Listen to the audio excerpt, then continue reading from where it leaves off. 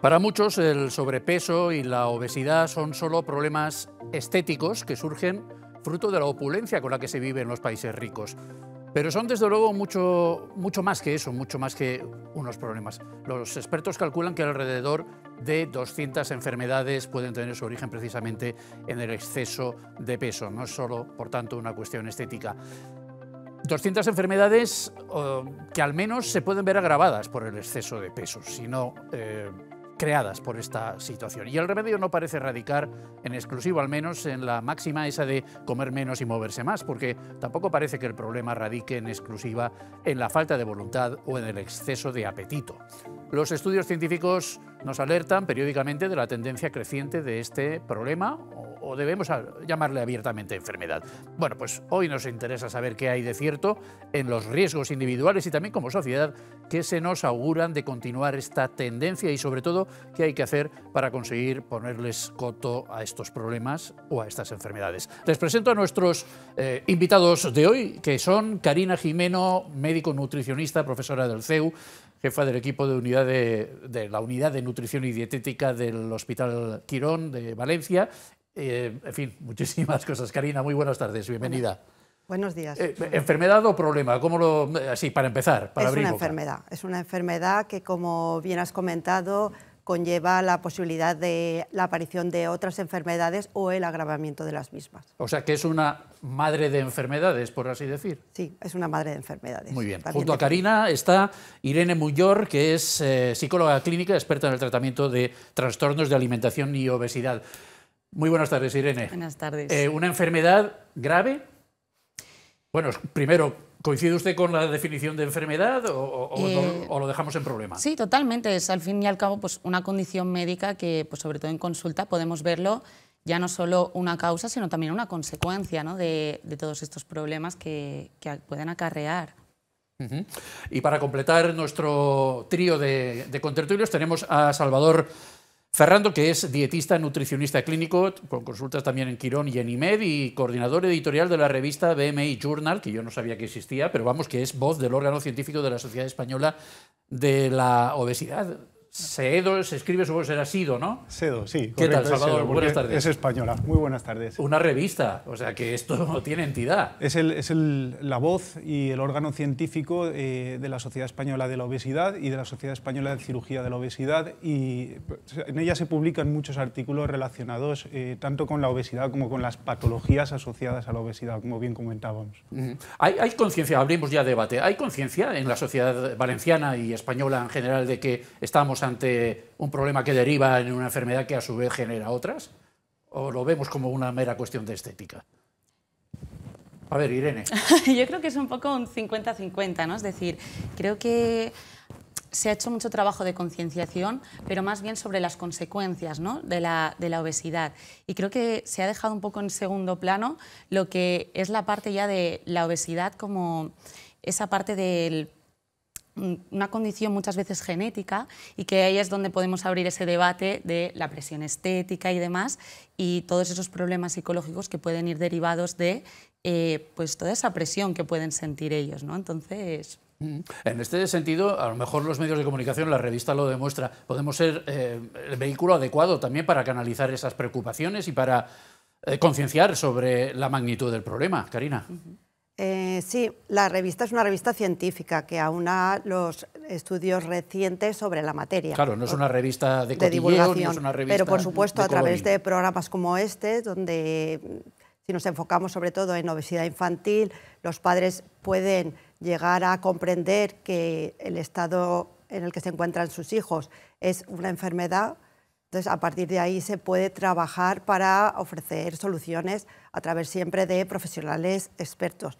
Primero su pediatra, luego dietistas, en fin, personal sanitario que tiene el conocimiento adecuado para tratar esta patología que es una enfermedad. Insistamos una vez más en ello. Una enfermedad que genera otras, ¿como cuáles? Pues muchísimas.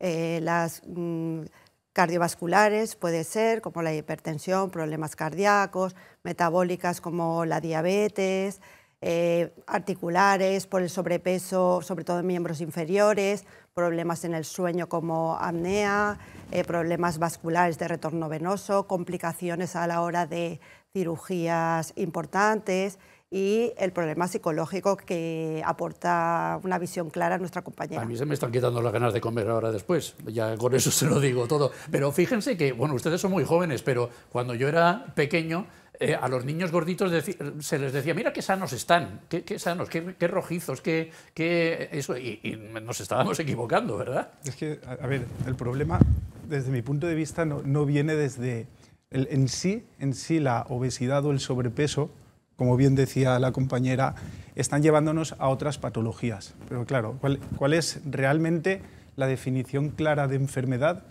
Es la ausencia de salud. Sí. Es decir, o es que hay otras patologías asociadas a esta obesidad, a este sobrepeso. Es decir, antiguamente se podía ver a personas que tenían exceso de peso, llamémoslo así, ¿no? Y tenían salud, eran saludables y eran longevos y no sufrían de patologías asociadas a ese exceso de peso. Entonces aquí quizá hay un componente que va mucho más allá. Una cosa es, primero, el componente que es el componente emocional, el componente psicosocial, ¿no? O social, que estamos diciendo que realmente es una persona con exceso de peso. ¿Cuántas patologías asociadas tiene esa persona de peso? Y entonces, ¿por qué si antiguamente había personas con exceso de peso que sí que tenían salud? ¿Qué es lo que ha cambiado? Y aquí está. ¿Cuál es la respuesta? La respuesta es muy compleja, porque hay un aspecto psicosocial, hay un aspecto médico, hay un aspecto económico, también hay un aspecto, desde mi punto de vista, en la calidad nutricional. Es decir, se puede o se podía tener exceso de peso, pero con una calidad nutricional muy alta. Yo creo estar observando de su intervención un cierto interés en diferenciar lo que es sobrepeso de lo que es obesidad, que sería ya la enfermedad, ¿no? El sobrepeso es una especie de etapa previa. Bueno, yo creo que primero deberíamos explicar lo que es la obesidad para que la gente tuviera una idea clara. Porque tenemos sobrepeso, obesidad mórbida, no sé si más cosas todavía. Llamamos obesidad al exceso de grasa corporal acumulada. Es muy importante para los expertos también saber dónde está acumulada ese tipo de grasa. Siempre que esté en una zona central, perivisceral, alrededor de los órganos, lo que consideraríamos la zona abdominal, va a ser una grasa de mayor riesgo, podemos decirlo así. La diferencia entre el sobrepeso y la obesidad, realmente estamos hablando de una gradación de lo que es la cantidad excesiva de peso o de grasa que tiene el organismo, ¿vale? Que variará según la persona, supongo. Sí, si hablamos de los adultos tenemos más o menos una forma de evaluarla sencilla a través del índice de masa corporal, aunque también sería necesario utilizar otro tipo de técnicas para afinar dónde está localizada esa grasa y si esa grasa es peligrosa o no. En el caso de los niños tenemos unas tablas de crecimiento con unos percentiles, tenemos unas tablas españolas porque siempre tenemos que comparar con datos de la población de donde residen los niños, y esas tablas fueron las tablas elaboradas por la Fundación Orbegozo del catedrático ya jubilado de la Autónoma, el profesor Manuel Hernández. Estas son nuestras tablas de referencia. Entonces, ahí vemos cuáles son los datos de normalidad para chicos y chicas dependiendo de la edad. Y si hay una variación de esa normalidad hacia pesos más elevados, dentro de la altura de cada niño y la edad, hablaremos si el incremento es pequeño, hablamos de sobrepeso, y si es elevado, hablamos de obesidad. Bueno, pues yo creo que no se puede definir mejor en menos palabras. De todas formas, supongo que ahí también habría que incluir, por los cambios demográficos que se están produciendo en la sociedad española, alguna variable más, ¿no? La raza, por ejemplo, supongo que no tendrán las mismas. Sí, por eso tenemos ratios, ¿no? Las tablas de referencia para población española, y distintos países publican sus tablas de referencia. Lo digo porque tenemos muchos inmigrantes de otras razas que supongo que no tendrán esas mismas relaciones entre estatura y peso, por ejemplo, y etcétera, ¿no? Yo creo que aquí también hay, y lo ha dicho también, hay que actualizar un poco conceptos, porque estas tablas de referencia quizás se están basando solo en dos datos que tienen muchas limitaciones. Estamos hablando de altura partido peso sin contabilizar masa ósea, sin contabilizar componente de grasa visceral, componente de grasa subcutánea, componente muscular, hablando en el ejemplo que estabas comentando, por ejemplo, la raza negra, lógicamente su densidad mineral ósea es más alta, su densidad muscular es más alta y, por tanto, hay que adaptar esas tablas o directamente utilizar otros medios o métodos de medición que son más fiables, como la bioimpedancia, como un DEXA-scan. Bioimpedancia y DEXA-scan, lo conoceréis, son las típicas basculitas que te miden la grasa, el músculo, que las puedes tener en casa o las puede tener tu profesional sanitario, ¿no? Y te dan una evaluación más completa con unos datos muy interesantes, no solo hablando del índice de masa corporal y catalogando en qué posición quedas de sobrepeso o de obesidad, sino indicando si, oye, pues sí, puede que tengas sobrepeso, pero si tú, por ejemplo, coges a un deportista de élite, le metes en una de esas básculas, te da un valor de sobrepeso, no de obesidad, no creo, pero de sobrepeso con un componente muscular alto y un componente de grasa bajo, es una persona que está saludable. Y esto también se ha visto, hablando más aún, por ejemplo, de ese factor cultural, un deportista de sumo tiene obesidad, pues sí, pero sus valores analíticos son muy buenos. Su masa muscular es muy alta y su componente visceral es muy bajo. Y es no decir, tiene problemas de salud derivados de esa... ¿No? No, ahí está la clave. De movilidad sí, por lo menos, ¿no? O sea, no, son más flexibles que tú y que yo 100 ¿sí? veces y mucho más fuertes. Entonces, pues da la impresión de que para subir una escalera se tienen que ahogar. Son gente muy saludable. Ya. Es que me parece súper importante lo que están comentando, ¿no? Porque al fin y al cabo creo que también, y es lo que se observa mucho en consulta, ¿no? Como que venimos de como esa perspectiva del pesocentrismo, ¿no? Es decir, si tengo un peso por encima, por debajo, ¿no? Es como estoy saludable, ¿no? Y ellos ya lo estaban comentando, ¿qué es salud? ¿No? Porque la salud no es algo que pueda ser algo objetivo, ¿no? Quizás yo con mi peso puedo estar saludable y mi compañero al lado con el mismo peso, ¿no? Entonces, y también como esa parte, ¿no? Ya incluyo como la parte psicológica, ya no es solo la parte biológica la que tiene que determinar si una persona está saludable o no. Que te encuentres a gusto contigo mismo, ¿no? Eso es, ¿no? Como esa parte más psicológica. Hombre, yo recuerdo que también había una regla así como muy de andar por casa para ver si te estabas pasando de peso o no, que es la de decir, pues, ¿cuántos centímetros sobrepasas el metro? En mi caso 72, pues yo tendría que pesar 72 kilos. Pero ya estás hablando de peso de nuevo. Del pesocentrismo, es lo que estamos hablando. A ver, las básculas las tenemos todos en casa y... Ese es el error. Y los pantalones de repente se te revelan y ya no entras fácilmente y si en se ellos. revelan porque has desarrollado un glúteo bien fuerte, porque has estado haciendo sentadillas. Es que hay que diferenciar. Yo creo que el peso está muy anticuado. A día de hoy está anticuado y nos sirve de valor de referencia para la población general. Pero a mí esto me pasa muchísimo en consulta y te voy a poner dos ejemplos extremos. Ejemplo 1, un paciente delgado con un normopeso, es decir, que su relación altura-peso, que es lo que comentabas tú, mide 1,70, peso 70, es una relación adecuada, pero luego le subes en la báscula de bioimpedancia y tiene un componente de grasa visceral, que es la que comentaba la compañera, muy elevado. Esa persona está enferma. Pues hay que hablar con los médicos, Karina, hay que hablar con los médicos, porque yo fui el otro día a uno de otra cosa y lo primero que hizo fue pesarme.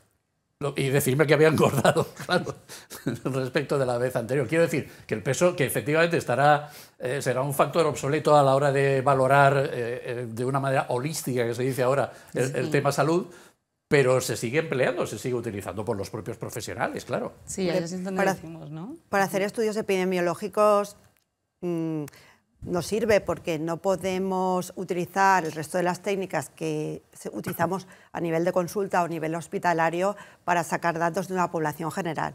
Por ejemplo, los últimos datos que tenemos de población infantil, datos que se han publicado prácticamente en el 2024 del estudio Aladino, que es un estudio que viene haciéndose desde el año 2011 dentro de una estrategia que tiene la OMS de 40 países para vigilar cuál es el estado de crecimiento y desarrollo de los niños en todo el mundo. Para obtener estos datos, aparte de otros datos un poco demográficos del niño, la familia, características de la familia, dónde realiza las comidas, pues se ha utilizado el peso, la talla y la circunferencia abdominal, que es un parámetro muy sencillo que para recoger datos de 230.000 niños que se han recogido de todas las comunidades españolas, tiene que ser una medición sencilla y va dentro de la idea que nuestro compañero está comentando de la obesidad la localización, otro tipo de datos, ¿no? Antropometría, cosas importantes a la hora de no solo calificar a una persona o un niño en sobrepeso o obesidad, sino también ver ese tipo de sobrepeso o obesidad a qué nos puede llevar. Vale, entonces, ¿cuáles dirían ustedes que son las causas principales? Quiero decir, esta es una enfermedad de ricos, como ya proponíamos un poco al principio, de países ricos, más que de ricos, de países ricos. ¿Esto los países más pobres tienen obesidad también? Es al contrario, de hecho. Realmente es que es incluso al contrario. Es decir, dentro de lo que consideramos el país rico, cuando hay menor capacidad adquisitiva, es donde se dan los niveles de obesidad más altos. O sea, los más pobres de los países del primer mundo son los más efectivamente gordos. Y esto, además, a día de hoy está afectando mucho más en los países más pobres, porque también está habiendo un problema en este sentido de acceso a alimentos de calidad.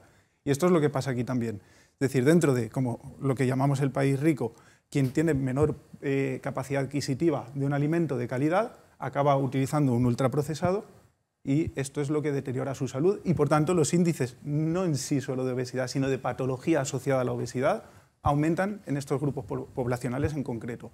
Esto es un problema muy grave tanto a nivel no solo personal, familiar y como de patología, sino a nivel político-económico, porque esto genera unos gastos tremendos en la sociedad. Claro, la necesidad de adelantarnos a los problemas es, por lo menos, no tener que luego pagar los tratamientos por no haberlo hecho justo cuando se podía y se debía hacer. Es decir, al final es un problema político, un problema de salud global y un problema social también, con unas características importantes, Irene, porque... Sí. Y bueno, vamos mezclando conceptos, pero volvamos recuperemos el de la propia autoestima, ¿no? De la autoestima y de la sensación de verte bien, aunque estés más o menos entrado en carnes, por decirlo de una manera... Totalmente. Coloquial. Ahí es cuando entramos en esa parte, ¿no? que comentan muy bien mis compañeros de, bueno, la obesidad, y tú mismo lo preguntabas, ¿no? ¿Cuáles son esas causas, ¿no? ¿Por qué se genera? Y yo creo que nos hemos quedado todos como con esa idea más simplista, ¿no? De que la obesidad es como un mal hábito que está asociado a personas, ¿no? sin ese valor del esfuerzo y demás. Y no es solo, o sea, creo que es una idea como muy equivocada. Es decir, hay factores biológicos a nivel genéticos, hormonales, metabólicos, que, pues bueno, para eso están mis compañeros, y la parte médica también respalda mucho como esa parte donde podemos actuar a nivel de prevención, pero luego, por otro lado, ya tenemos la parte cultural, el acceso a los alimentos, la parte social, ¿no? Toda esa presión estética y sobre todo la parte psicológica, ¿no? Cómo gestiono mis emociones y cómo esa parte de no tener las herramientas adecuadas para afrontar la época en la que estamos viviendo, ¿no? Estrés, cambios, trabajo, un poco... trabajar en piloto automático, nos lleva a la comida como un factor de regulación emocional, ¿no? Karina, ¿cuál sería el factor determinante de las causas varias? Irene ha desgranado ahora unas cuantas, de las causas principales para el problema del sobrepeso y la obesidad. Es una pregunta muy difícil. Ya. Hay que pensar que, bueno, todo comienza en la vida intrauterina. Cómo se alimente la madre va a determinar la aparición de futuras enfermedades. Entre ellas puede ser el sobrepeso, puede ser la diabetes, puede ser la hipertensión, ya dependiendo de la alimentación intraútero. Por ejemplo, el hecho de recibir lactancia materna y lactancia materna exclusiva, al menos lo que indica la OMS, que son de 4 a 6 meses, favorece la posibilidad de tener un normopeso en el futuro. Entonces, empezamos desde muy pronto. A pesar de tener una susceptibilidad genética, es verdad que vivir en lo que llamamos un entorno obesogénico va también a ayudarnos a desarrollar, cuando somos niños, esa obesidad. Un ejemplo de... ¿Qué quiere decir? Por ejemplo, con padres que si ambos padres ya tienen exceso de peso, vale, la posibilidad es mayor que si solamente uno lo tiene o si no lo tiene ninguno. ¿Vale? Luego también, un poco con... lo que comentaba de los ambientes en los que vivimos, culturalmente lo que influye, la percepción de cómo debe ser el cuerpo, sobre todo en el caso del cuerpo femenino, no es lo mismo culturalmente en nuestros países europeos, quizá en Estados Unidos, que en otras culturas, quizá debido a que en países, por ejemplo, algunos países de África, Sudamérica, donde hay más escasez de alimentos, el hecho de que una mujer tenga cierto grado de sobrepeso conlleva la idea de es una mujer que se ha alimentado mejor, va a ser una mujer más fértil, más preparada para el embarazo y la lactancia. Está mejor visto. Bueno, incluso hay mujeres yo creo que más de América del Sur que de otros sitios, pero ustedes me corregirán si no, que no siendo gordas se aplican prótesis para parecerlo en ciertas partes de su cuerpo. O sea que los cánones varían también, los cánones de belleza y de estética en general. Pero bueno, una pregunta. Sí. ¿Me vas a permitir atreverme? Porque cuando le has hecho la pregunta, una pregunta comprometida, porque decir un factor determinante de la obesidad, yo digo, es que es imposible decir un factor determinante porque no hay un factor determinante, pero bueno, porque es multifactorial, claro, ¿no? sé, pero podemos establecer un ranking a lo mejor y decir, este es el más prevalente. Mejor todavía. Es que le he estado dando vueltas mientras tanto y he dicho, sí que hay un factor determinante. ¿Cuál? Y lo tengo claro, es la educación. Vamos a ello. Pausa y volvemos. ¿Te gusta?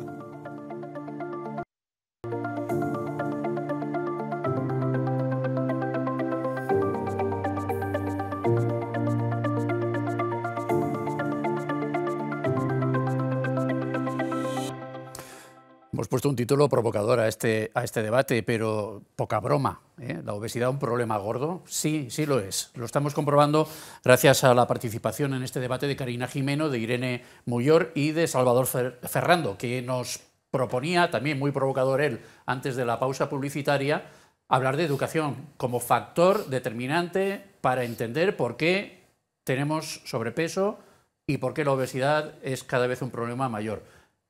¿Qué pasa con la educación, Salvador? Yo le doy muchas vueltas al tema de la educación, porque creo que si las personas están bien educadas desde un inicio, si la educación que reciben es correcta y la educación ha de ser en prevención, eso previene, válgase la redundancia, que a la larga pueda haber patología asociada o que haya un problema derivado de un mal hábito o de varios malos hábitos. Entonces yo recuerdo en los inicios de mi trabajo como dietista nutricionista, que estuve en el colegio profesional junto con Alma Palau, y hablábamos mucho del tema de la educación, de que los niños deberían recibir una educación nutricional y una educación deportiva muy fuerte en los primeros, sobre todo en los primeros años de vida, para inculcarles emocional, incluso espiritualmente se podría decir, que comer bien y que comer y que hacer deporte y que tener un estilo de vida saludable va a ser bueno para ellos en todos los ámbitos. ¿Pero eso no es algo que debería aprenderse en el entorno familiar más que en el escolar? En ambos. Yo tengo profesores en mi entorno que me dicen, se tirarán las manos a la cabeza, otra asignatura más, no, por favor, otra responsabilidad más para nosotros, el tener que estar pendientes de los niños, de si comen, si hacen el desayuno y la comida en el colegio en condiciones o no. Bueno, yo creo que tienes razón en esa línea, porque siempre hemos dicho que el niño aprende lo que vive. Si el niño cuando sale a comer con los papás lo llevan a comer a lugares donde encuentra una comida muy atractiva que los mismos padres comen. Comida basura. Sí, podemos decir comida basura, por decirlo de alguna forma. Al final, si los padres comen, ellos van a comer, ¿no? ¿Qué fuerza moral tenemos cuando comemos y algo que consideramos que no es adecuado, pero nos empeñamos en que nuestro hijo, ¿no?, coma la fruta y la verdura? Bueno, pero es peor todavía, Carina, porque hay restaurantes con menús normales, diversos, variados, en donde el menú infantil es justamente la excepción. Es justamente lo fácil, lo atractivo para el niño, lo que no le va a dar problemas a los padres, eso y el móvil son sus seguros de vida para tener una comida tranquila con el resto de adultos, pero claro, al niño lo estamos fastidiando, Irene. Claro, ahí totalmente estoy de acuerdo con mi compañero en el sentido de decir la importancia de la educación, pero ya no es solo la educación a nivel escolar y familiar, que obviamente ahí el niño va a ser muy determinante a la hora de decir qué como, por qué como esto, para qué como esto, ¿no? Es un ejercicio que tenemos que hacer todos, ¿no? A nivel social y cultural, poder tener, como decían, esa disponibilidad de alimentos que tengan esa calidad nutricional y que nos permita poder hacer una elección desde pues eso, ¿no? Cuando trabajamos en terapia utilizamos lo que se llama el mindful eating, ¿no? Entonces ahí aprendemos a decir esa toma de conciencia, ¿no? El que como ese primer bocado, qué sensaciones me despierta, ¿no? Qué emociones, qué recuerdos. Sí, pero tú dile todo eso a un niño con un plato de judías delante. Ahí es donde vamos, ¿no? Es como, ¿qué le estoy transmitiendo yo como padre? ¿Qué le estoy transmitiendo yo como sociedad? Cuando voy a un restaurante, ¿no? ¿Por qué me ponen los nuggets y no me ponen las judías? Entonces, todos esos mensajes van calando y luego llegan a la edad adulta o adolescencia, donde ya empezamos un poco ahí a querer enraizar nuestros valores y nuestras creencias, y justamente coincide con esa vulnerabilidad a desarrollar esos problemas alimentarios. ¿Por qué? Porque ya tenemos un aprendizaje de base, ¿no? Es lo que yo he visto, cómo he visto comer a mis padres. Pero eso que hacían algunos padres de te ponen el plato de judías, el niño no lo quiere y pues para cenar. Te vas y lo guardas en la nevera y para cenar otra vez y al día siguiente. ¿Ese es un buen método o ya la psicología moderna, Irene, tiene esto superado? Ahí ya no es tanto la conducta, ¿no?, que los papás puedan llevar a cabo, es el qué dices y cómo lo dices, ¿no? Yo puedo enseñarte, ¿no?, que ese alimento para ti es necesario y demás, y te lo puedo poner para comer, para desayunar y para cenar. No sé si va a ser lo más efectivo, ¿no? Lo que no puedo transmitirle a un niño es que comer esto está bien o mal, ¿no? Porque si no, luego desarrollamos esas ideas de los alimentos buenos y malos, ¿no? Y luego me prohíbo ciertos alimentos y demás, y entro en ese bucle interminable, ¿no?, de restricción, deseo, atracones. Pues a lo ¿no? mejor a los que hay que dar clases a los influencers. Pues totalmente. Bueno. A ver, ha dicho una cosa que es muy importante y que a mí me ha calado mucho porque me recuerda en trabajo clínico a pacientes que dicen, es que, ahora me dirás el motivo porque también me llama mucho la atención el motivo psicológico de que esto ocurra, y es que dicen, yo en casa desde que mi hijo nació le he inculcado una alimentación que es saludable, y llega la adolescencia y se ha rebotado y se va solo al McDonald's con todos sus amigos. Por eso yo decía la parte social, la parte también escolar, pero luego también cuidado con forzar mucho en casa, yo creo, porque luego cuando llega la parte de la adolescencia, claro, rebota. Totalmente. Y cuando rebota, ¿y dónde se están viendo los mayores casos de sobrepeso y obesidad? En adolescentes y en niños. Y es sorprendente porque los niveles están disparados en ellos. ¿Y qué pasa? ¿Que cuando ya llegan a la edad adulta cambia su conciencia de...? No cambia la consciencia, pero al fin y al cabo normalizan ciertas conductas, ¿no?, que podemos llamar pues, como esas conductas más patológicas, y que les llevan a, pues eso, ¿no?, a recurrir a la comida como un medio de regulación emocional, ¿no? Es decir, yo puedo ser una mamá y un papá que educa a mi hijo, ¿no?, para comer de una manera saludable. Pero ¿qué es comer de una manera saludable, ¿no? Yo creo que ahí entra en juego un poco toda esa parte de la flexibilidad alimentaria, del tipo de calidad de alimentos, ¿no?, y qué le estoy transmitiendo. La tasa de obesidad infantil, tengo por aquí apuntado, que es del 12% en España, Karina. Eso es mucho, ¿no? Bueno, yo diría casi un 14% obesidad, pero si hablamos de el total de sobrepeso más obesidad, estamos hablando de un 36% según los datos del estudio que he comentado anteriormente. ¿Y niños que son hasta 14 o hasta 16? No, bueno, el estudio está hecho con niños de 6 a 9 años, pero bueno, las posibilidades de que estos niños en la adolescencia sigan teniendo sobrepeso si no se interviene de alguna forma con educación, que conlleve pues, pautas de elección de alimentos, actividad física y demás, probablemente estas tasas no van a variar o incluso se van a incrementar en la adolescencia, o sea, cuando viene un poco la rebelión, ¿no? Y la disponibilidad también económica en ciertos casos, ¿no?, de que los niños ya tienen a veces una paga semanal y pueden elegir lo que compran. Desde luego, eso deberíamos hacer bonos, ¿no?, que solamente puedan canjearlos en determinados sitios y no en otros. Pero de todas formas, llama mucho la atención que estemos en unos porcentajes tan altos en edades tan tempranas, de 6 a 9, que es cuando más se mueven los niños, cuando más ejercicio hacen, cuando más queman calorías y sin embargo están más gorditos. No, bueno, cuando más se movían, cuando más quemaban. El problema es que la cosa ha cambiado. ¿Por los móviles? Y por muchos más aspectos. ¿Por ejemplo? Por ejemplo, la parte social. No es a lo mejor que el niño esté en el móvil, sino que el amigo tampoco está jugando con él, porque es el amigo el que está con el teléfono móvil. Es que el problema, por eso yo decía que dar un enfoque único es muy complejo, porque es muy amplio. La magnitud del problema es muy amplia y abarca muchos componentes. Es un problema muy complejo. Sí, no, sí, tendremos que hacer nuevas ediciones de este programa, casi con completa seguridad. También en edades infantiles influye el ocio de los padres. No es lo mismo los padres que el domingo deciden salir al campo, simplemente andar por el campo, a hacer pues, una caminata, o que los niños jueguen al aire libre o que vayan en bicicleta, que los que deciden pasar el fin de semana en el centro comercial, ¿vale? O en el centro comercial, pero que además yendo a comer a un sitio que les gusta a los niños, donde les regalan cosas, y luego además viendo una película en el cine, y en el cine comiendo además le tenemos que comprar una caja de palomitas que no era el tamaño que tomábamos nosotros, que tenemos cierta edad cuando éramos pequeños, sino que ahora los tamaños son super size, de la misma forma que los refrescos. Por ejemplo, hablando de bebidas azucaradas, se ha visto que un 6-7% de los niños, sobre todo hablando de grupos de rentas más bajas y menor nivel educativo que los padres, consumen hasta 3 bebidas azucaradas por semana. Y que eso es un consumo para nosotros muy elevado, porque tampoco... ¿3 bebidas quiere decir 3 latas o 3 botellas? O bueno, 3... en las encuestas se pregunta con qué frecuencia se consume bebidas tipo... No la cantidad, sino la frecuencia, ¿no? Sí, que no sabemos si era un vaso o 2 vasos, pero bueno, que un niño...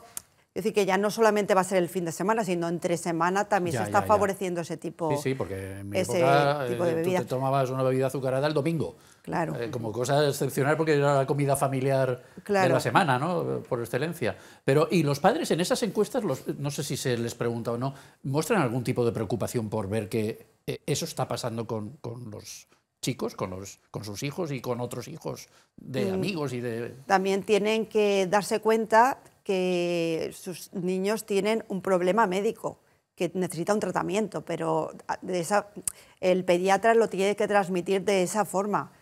Igual que cuando el niño tiene un proceso en el que necesita un tratamiento antibiótico, en este momento el niño necesita un tratamiento, porque estamos hablando de una enfermedad que conlleva muchas cosas que hay que cambiar, desde la alimentación, a lo mejor tener también un soporte o una ayuda desde el punto de vista psicológico, cambios en la actividad física. Lo que pasa es que esto es más complicado para los padres y es como más engorroso que darle una pastilla al niño cuando tiene una neumonía, porque conlleva un esfuerzo y una lucha contra el niño que es reacio a ponerse a, no sé, a andar por la montaña, o es reacio a comerse la verdura, o pasamos por delante de un establecimiento y nos pide que le compremos este producto que es muy apetecible porque es muy rico en grasa, tiene mucha palatabilidad. Entonces, también la educación de los padres es fundamental. Tanto que sí. A los psicólogos, desde luego, trabajo no les falta con este sí y con todos los demás problemas de la sociedad moderna, ¿no? Totalmente, y sobre todo desde el COVID, ¿no? Lo comentábamos que había una incidencia brutal. Es verdad que se nos ha hecho como un poco más de protagonistas, ¿no? A los psicólogos en ese sentido, y creo que hay... ¿no? Hemos salido ganando, pero es verdad que estamos viendo que, por ejemplo, a nivel de trastornos alimentarios, ¿no? y problemas de obesidad, podíamos ver que pues bueno, la edad, ¿no? a la cual ya precipitaban era los 16, 15 años, y estamos viendo a niñas de 9, 8 y 7 años ya en consulta con problemas de imagen corporal, con problemas a la hora de regular sus impulsos, a la hora de comer estos alimentos, como decía mi compañera, como más palatables, más ricos en grasas. ¿Por qué? Porque han pasado mucho tiempo en casa. Y les ha faltado ese componente social, ese componente pues como más, ¿no? del deporte y demás, y están reaprendiendo en estos años. ¿Pero por qué van a consulta? ¿Porque están gorditos o porque creen estar gorditos? Estoy introduciéndome en temas de desarreglos psicológicos vinculados con la alimentación, anorexias, bulimias, etcétera. Las dos cosas, es decir, la obesidad puede ser tanto como causa como consecuencia de lo que es un trastorno de salud mental, ¿no? En ese sentido. Entonces es verdad que pueden venir a consultas personas, ¿no? que justamente por esa presión social de que deberían estar delgados para estar sanos, ¿no? que es lo que estábamos hablando antes, les lleva a conectar con sensación de estrés, de vergüenza, de culpa, ¿no? porque debería, ¿no? Tener un cuerpo diferente. Y luego, por otro lado, pues también puede ser pues, esa obesidad, ¿no? que hablábamos que ya viene dada desde la infancia, que quizás le lleva a tener esos problemas emocionales, más ligado a todos esos mensajes que le van llegando. Es que esta es una sociedad bastante esquizofrénica, con permiso de los profesionales, porque en la publicidad, por ejemplo, hemos visto toda la vida personas esculturales que se decía antes, personas con buen tipo, que lucen bien las prendas que les ponen, tanto hombres como mujeres, y de repente ahora, como se dan esos casos de imitación a la modelo, especialmente las chicas, que luego derivan en estos trastornos que estábamos comentando, pues ahora parece que la tendencia es la contraria, sacar personas ya más llenitas en la publicidad. Y entonces, claro, ya salen otros diciendo, estás fomentando la obesidad, estás normalizando la obesidad. Entonces, al final esto es muy difícil de resolver, ¿no? Salvador. Es muy complejo, pero a ver, aquí es que es lo que comentábamos anteriormente. Es que puede haber una persona que tenga un poco de exceso de peso, que no llega a ser un exceso de peso patológico, que sea una persona saludable y que sea bonita. O sea, es que no sé por qué disociamos conceptos en muchas ocasiones. Algo más que gordita. En algunas publicidades vemos algo más que gorditas. O sea, sí, está pasado, claro, pero más gorditas. Es lo mismo, ¿no? Al final el luchador de sumo no es algo más que gordito, es bastante voluminoso, es una persona muy voluminosa, pero tiene un estado de salud muy bueno. Entonces, yo creo que hay que un poco empezar también a disociar esos conceptos que tenemos tan asociados, ¿no?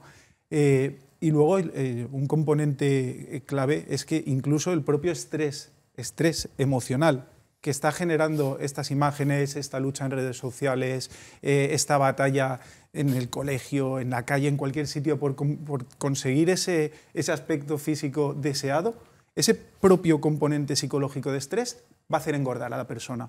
¿El estrés engorda? El estrés engorda, indudablemente. Yo pensaba que adelgazaba. No.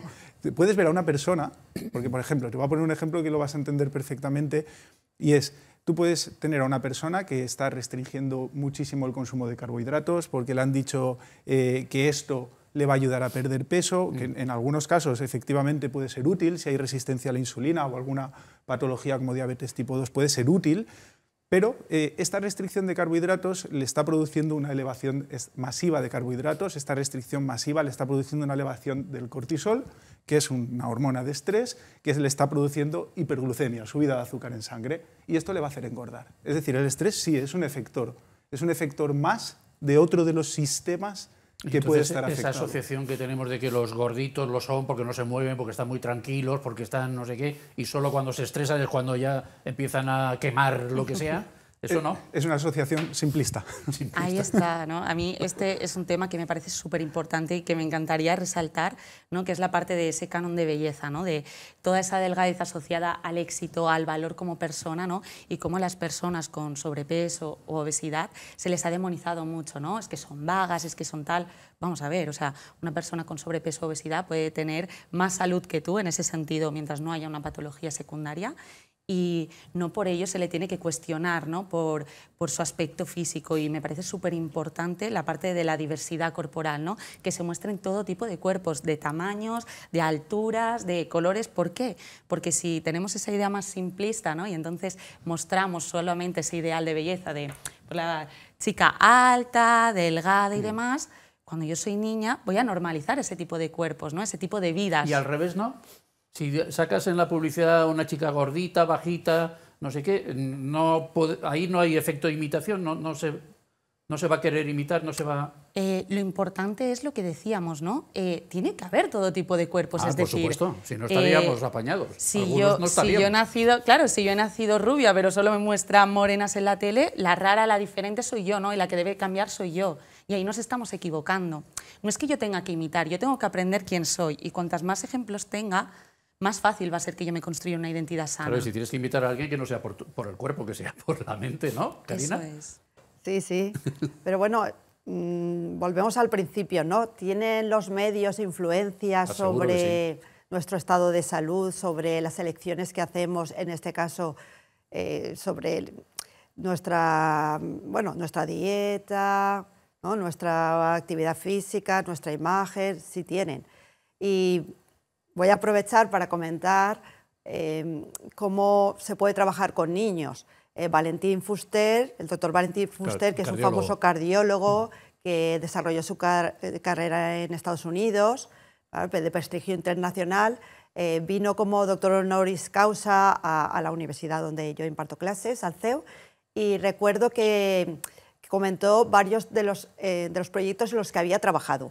Y uno de ellos era para mejorar la salud cardiovascular de la población, empezando con la educación infantil, era que cambió lo que el monstruo de las galletas, el Triqui que veíamos en Barrio Sésamo, comía, que eran galletas, lo cambió por vegetales, sobre todo verduras.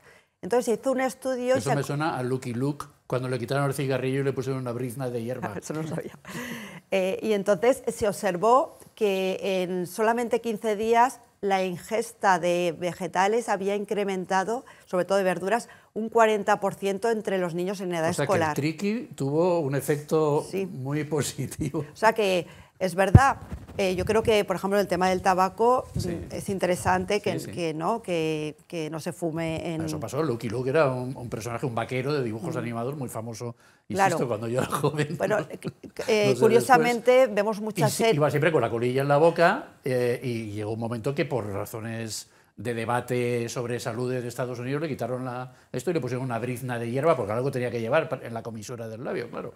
Pero digo que curiosamente hemos visto durante muchos años muchas series estadounidenses donde lo que se comía, lo que se pedía a domicilio eran lo que nuestro compañero ha llamado como fast food. Pocas series hemos visto donde se coman garbanzos y se coman lentejas, ¿no?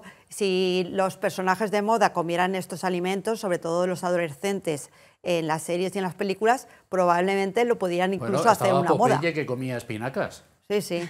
Ahora, la nueva generación, yo lo pregunto en clase y muchos no saben quién es Popeye. No, ya ni Lucky Luke, eso está claro. Pero Popeye también le cambiaron las espinacas. Ah, sí, pues eso no lo sé yo. Vamos de nuevo a publicidad. Salvador siempre nos da pie para ir a publicidad y no se vayan, que ahora viene lo mejor. Venga, va.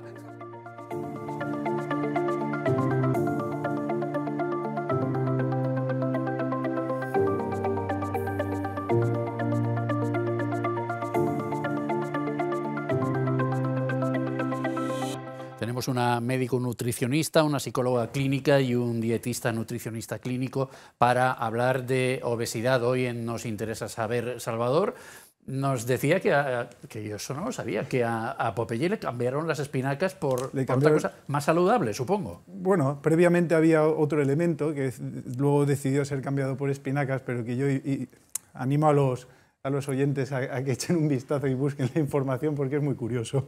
O sea, que no era tan saludable. No, por ahí igual el cambio que hubo. Madre mía, supongo que todas estas cosas son fruto de las olas, de las modas, ¿no? De las modas que se producen en la sociedad, que de repente se pone de moda una cosa a la otra y casi sin solución de continuidad.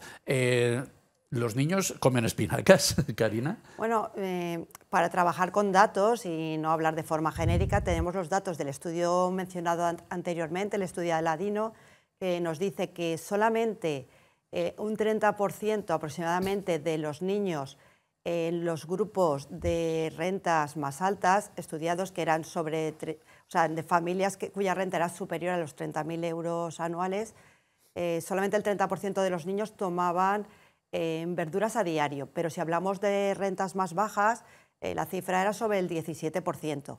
Si hablamos de fruta, el consumo es algo mayor, es aproximadamente en hogares de renta más alta, que normalmente van aparejados a mayor nivel de estudios, está sobre el 57% y en rentas más bajas sobre el 20 y tantos %. Si la recomendación diaria es de 2 raciones de verduras y de unas 3 de frutas para la población en general, estamos hablando de que ya independientemente de la renta o del nivel de estudios de la familia, la ingesta es siempre por debajo de la recomendación diaria de consumo. Bueno, a mí esto de los porcentajes, la verdad, cuando hablamos de nutrición o de los porcentajes, tiene que tomar 3 veces al día fruta, 8 veces al día leche, 5, a mí no me salen los porcentajes, yo creo que superamos el 100% ampliamente. Es bastante fácil porque las raciones es difícil de definir o de saber para los que no trabajan en el tema. Sí. O sea, las raciones es tener un aporte tanto en comida como en cena de alimentos vegetales. Bien, pero Y eso de frutas, 5 pues, piezas 3 de no sé qué, Las 4 piezas de fruta, pues tal cual piezas de frutas, o si son frutas pequeñitas como cerezas, por Sí. ejemplo, pues sería un tazón, ¿no? Dependiendo de la edad también la cantidad va a variar. ¿Y qué hay que pero hacer esa para idea. conseguir que los niños se interesen más por las frutas? Por ejemplo, yo recuerdo que con el pescado, que pasa algo parecido también, al final hubo una marca, que no diremos, con un impermeable y no sé qué, que hizo figuritas de pececitos y no sé qué, entonces parecía que era más sencillo comerte la merluza rebozada, que también lo del rebozo, no sé. Y con las frutas y con las verduras hay alguna cosa, hay algo en innovación para mejorar la calidad alimenticia de los niños y de los adultos. La educación, ¿no? Ya está. Creo que es súper importante la educación y el tema del marketing, ¿no? Como a los niños quizás se les llama más la atención chocolatina, la comida rápida, ¿no? Es como, come esto y serás feliz, come esto, ¿no? Que está bueno. Y luego, por otro lado, pues ves a nivel de marketing cómo se promociona la fruta y la verdura y dices, es que no llama tanto, ¿no? No, es como... no llama nada. Claro, ahí entonces hay un ejercicio muy importante, ya no solo a nivel de educación en familia, sino también pues, a nivel, ¿no? de publicidad y demás. No sé cómo los compañeros están de acuerdo. Y luego la elección natural. A mí hay una cosa que me gusta mucho y que ahora pues, está muy de moda, ¿no? Que es dejar con cierto cuidado y guiado por un profesional, que los niños desde bien pequeños vayan comiendo lo que a ellos les gusta, dentro de lo que hay en la mesa. Y de hecho yo tenía un profesor que nos contaba que él en su familia, eran 9 niños y su mujer y él, era una familia muy grande, lo que hacían era un banquete para comer. Un banquete donde se ponía toda la comida en el centro de la comida y cada niño iba eligiendo lo que le apetecía comer. No había un plato, no había un cubierto, no había nada en concreto. Era un buffet.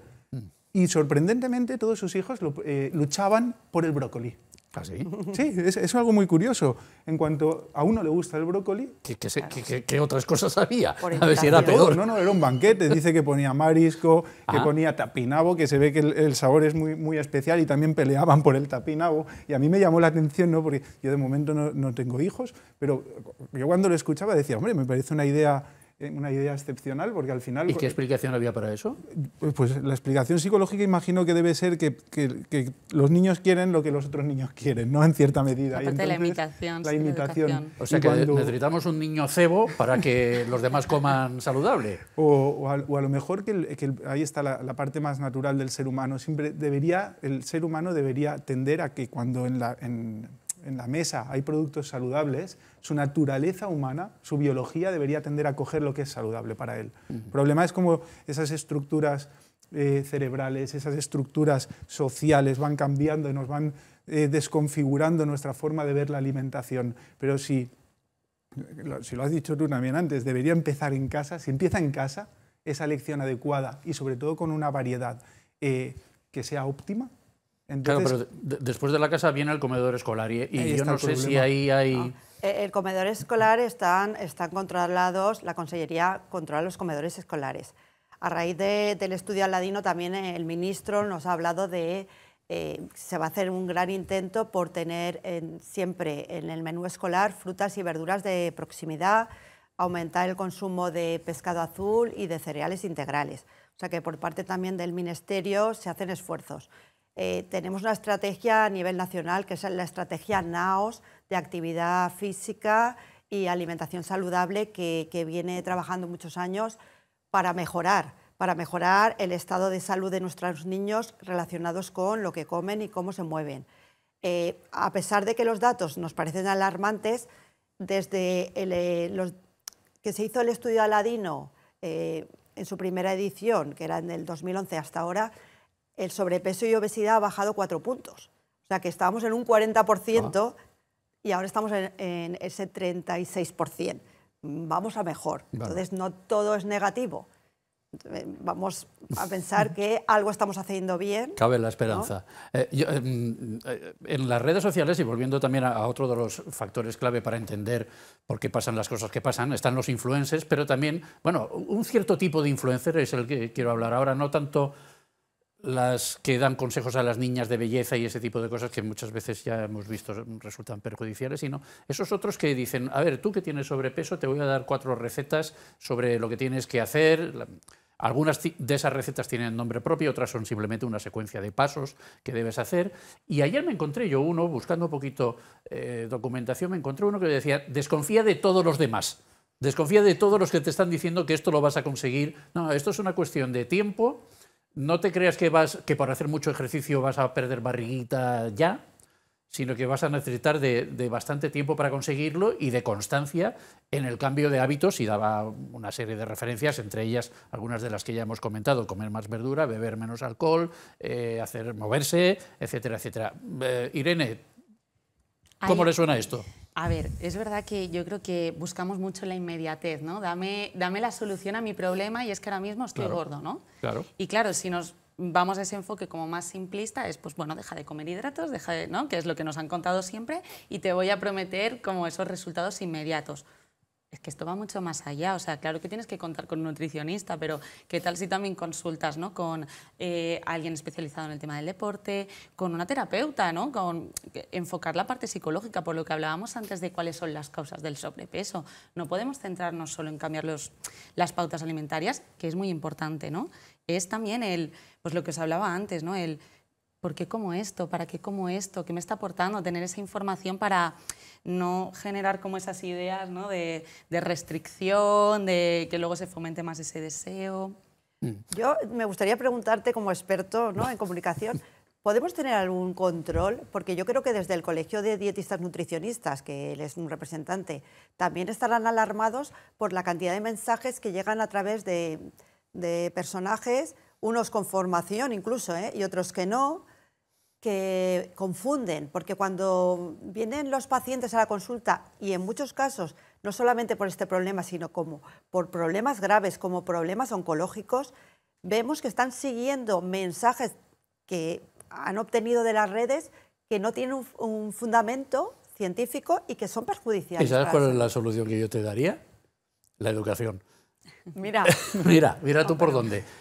Que las personas interesadas aprendan a distinguir lo que es información seria, rigurosa, programas en los que vienen especialistas a contarnos cosas con fundamento, e intervenciones de frikis, influencers, personas sin información, que de todo hay, en programas de entretenimiento. Que sepan distinguir lo que es la información del entretenimiento. Con eso tendríamos mucho adelantado. Aparte de los códigos éticos de cada empresa, de asociaciones de... Pero eso con los periodistas no hay problema. Normalmente los periodistas no te van a generar un problema de esta naturaleza. Los que no son periodistas, pero sí intervienen en los medios, algunos con buena voluntad y otros no tanto, pues eso sí pueden suponer un problema, y la gente tiene que saber, los espectadores tienen que saber qué programas son de unas características y qué programas son de otras. Quiénes sois especialistas y quiénes son pues aficionados, si no cantamañanas. Yo no sé si desde el Colegio de Dietistas Nutricionistas se puede, ¿no?, jugar algún papel para controlar la emisión de este tipo de... Yo en el tiempo que estuve en el colegio, precisamente estuve digamos, en la unidad de intrusismo laboral, y estuve muy implicado en esa unidad, pero es muy complejo. Es muy complejo. Esto es como las fake news. Un supuesto periodista te cuenta, a ver, me viene a la cabeza, cuando la Dana, el aparcamiento de Bonaire, que sale un bombero tapándose la boca y enseguida la gente en las redes diciendo lo que habrá visto ese bombero. Pues no había visto nada, porque no hubo ni un solo muerto en Bonaire, ni uno. Pero alguien en una red social, con apariencia de periodista, empieza a divulgar eso, y la gente, cierta cantidad de gente, se lo cree. Tú tienes que ir siempre a las fuentes fiables, a los periodistas fiables, a los programas fiables. Y de lo demás, pues no puedes hacer demasiado caso. Tampoco se puede limitar la libertad de expresión de nadie, cada uno que diga lo que quiera, pero que se atenga también a sus responsabilidades y que la gente sepa qué programas son rigurosos y qué programas no, qué profesionales lo son y quienes no se dedican profesionalmente a esto. En uno de los por tanto, últimos, se pueden permitir ciertas libertades. En uno de los últimos simposios sobre el tema de obesidad se hablaba precisamente de eso, de limitar la publicidad o los comentarios o las redes sociales que no son... Es muy difícil, eso es ponerle puertas al campo. Es muy complejo, muy bien, por eso que has dicho anteriormente, que es hasta dónde acaba la libertad de expresión, dónde empieza, dónde acaba, porque al final es una noticia, es algo real, es Con lo cual volvemos a que la educación es básica, la formación, que la gente tenga conciencia de lo que, y que la gente, hay que atender y a lo que no. Y que la gente se dedique mínimamente a investigar a qué persona está escuchando, o qué programa está escuchando, o de dónde viene la información. No cuesta nada entrar poner el nombre en Google, que todo el mundo a día de hoy sabemos hacerlo, y ver si tiene formación o no tiene formación, tan sencillo como eso, ver si está colegiado o no está colegiado. Si son 3 pasos muy sencillos que cualquier persona podría hacer a través de una buena educación. Hablando de estereotipos, ¿la barriguita cervecera existe? Porque hablamos mucho de comer, y yo he introducido también de rondón la bebida. Para mí la barriguita cervecera es una cosa muy peligrosa porque para mí, desde mi punto de vista clínico, suele ir asociado a una resistencia a la insulina y ahí, lo que decía antes, puede ser una persona muy delgada con barriguita cervecera, que tenga mucha grasa visceral y que sea muy peligroso. Y el alcohol está muy implicado en el aumento de muchas patologías a nivel hepático, a nivel de hiperglucemias, de tener diabetes. No hablo de alcoholismo, hablo de consumo moderado de alcohol. Cuidado. Sí, exacto. El alcoholismo ya sabemos que tiene muchísimos más peligros, aparte de eso. Karina, ¿tú cómo lo ves? A ver, lo que nos dice la SEN, que es la Sociedad Española de Nutrición Comunitaria, es que el consumo responsable está admitido dentro de una alimentación variada y saludable, pero solamente de bebidas fermentadas, que serían pues, el vino, la cerveza, pero en cantidad muy moderada. Es decir, los que tienen una graduación baja, ¿no? No Sí, los licores destilados, que son los más... Y por el origen y porque aportan otra serie de sustancias que pueden ser beneficiosas para la salud. Pero es un mensaje que hay que realmente transmitir con mucha prudencia. Entonces, ¿qué hacemos con estas dietas? También hemos sobrevolado un poco por encima de esas dietas que tienen nombre propio. Irene, ¿tienen sentido? Bueno, Irene, cualquiera. ¿Tienen sentido alguna de esas? La dieta de la alcachofa, la dieta de no sé qué, la dieta con nombre propio de persona también que la promociona. Todo eso, ¿podemos hacer caso de algo de todo eso o no? No, realmente no. Pero bueno, que si nos ponemos por poner, si es simplemente un tema de nomenclatura, tampoco podríamos decir que la dieta cetogénica es negativa porque se utiliza en algunos estados patológicos. No podríamos decir que la dieta mediterránea es una cuestión de nomenclatura porque se la ha llamado está comúnmente aceptada como saludable, ¿no? Efectivamente, y tiene un nombre propio, ¿no? Entonces, lo que hay que hacer es siempre contrastar la información. Una dieta de la alcachofa, ¿qué evidencia científica tiene detrás? Ninguna. ¿O una dieta cetogénica tiene evidencia? Sí que tiene evidencia. ¿Una dieta mediterránea tiene evidencia? Tiene evidencia. Entonces, contrasta la información de dónde proviene esa dieta, quién la promueve, cuál es la formación de la persona que la promueve y haciendo un simple contraste de información puedes averiguar si es una dieta adecuada o no. Pero en líneas generales el 90% de lo que por ahí se vende... Educación y formación, al final esto es la pescadilla que se muerde la cola, que es muy saludable la pescadilla. A mí me gustaría comentar lo que significa dieta. Venga. Dieta viene de diaita, que es un término griego que quiere decir estilo de vida. No quiere decir como restringiendo alimentos. De hecho, lo que comenta mi compañero, dieta mediterránea es estilo de vida mediterráneo, que conlleva todo, desde el bienestar psicológico, un estilo de vida al aire libre, utilizando menos el transporte público, haciendo actividades más manuales, comiendo alimentos propios de nuestra tierra, que creo que la mayoría son naturales, no son ultraprocesados, son de proximidad. Todo eso es estilo de vida mediterráneo, dieta mediterránea, ¿vale? Entonces, cuando decimos dieta del alcachofa y tal, pues ya suena muy restrictivo y suena solo para adelgazar, pero también tenemos planes de alimentación para personas con patologías y para personas sanas, o mujeres en estados de estrés fisiológico como el embarazo y la lactancia. No solo eso, sino que suena a paso previo a la medicación, la dieta. Los investigadores juegan algún papel en todo esto. Los investigadores me refiero, por ejemplo, a los que buscan variar las características de alimentos o crear algunos nuevos. ¿Ahí qué papel juegan en todo esto? Es decir, tenemos para hacer para tener un estilo de vida y una alimentación saludable, ¿tenemos que jugar con lo que ya tenemos o tenemos que ir a buscar nuevos alimentos que reduzcan las características negativas y potencien las positivas? ¿Cómo está eso? Hay que trabajar siempre con lo más natural posible, con lo que ya tenemos. Esos alimentos que están modificados o en los que se realiza algún tipo de cambio es porque a lo mejor se necesita para un caso concreto, una patología concreta, una necesidad fisiológica concreta, pero son casos muy limitados. El ser humano está diseñado para comer comida natural, y comida natural que sale del suelo o que sale de un árbol. o que viene de un animal, pero no o de alguien que se ha comido el árbol o la hierba. Pero no para tomar alimentos que han sido modificados por el ser humano como tal. Modificados a nivel químico, no sí, natural. pero transgénicos no tienen en principio por qué ser perjudiciales, ¿no? Depende. Depende. A mí me llaman el depende muchas veces porque digo que todo tiene sus dos lados, su punto de vista bueno, punto de vista malo. Un organismo modificado genéticamente, como por ejemplo el arroz amarillo. El arroz amarillo es un arroz que se le ha modificado un gen que no va a producir ninguna alteración cuando consumes ese arroz, pero aporta caroteno, es un tipo de vitamina A que puede, por ejemplo, frenar la retinopatía o los problemas oculares en poblaciones, por ejemplo, africanas que no tienen acceso a este micronutriente. Entonces, esto es una evolución tremenda. Ya. Pero, por ejemplo, tú no necesitas caroteno, tú tienes acceso a una zanahoria o al aceite de oliva, entonces depende. Sí, la zanahoria precisamente, sí, en casa gusta mucho. Nos quedan 3 minutos para acabar el debate, así que yo creo que deberíamos entrar en el capítulo de conclusiones. ¿Qué podemos recomendar a nuestros televidentes para evitar caer en el problema del sobrepeso y la obesidad o para salir de ellos si es que están inmersos en ese proceso? Karina, ¿qué podemos destacar? Yo diría que hay que volver a la dieta mediterránea tradicional y porque la mayoría de los televidentes van a ser adultos, ser modelo para nuevas generaciones.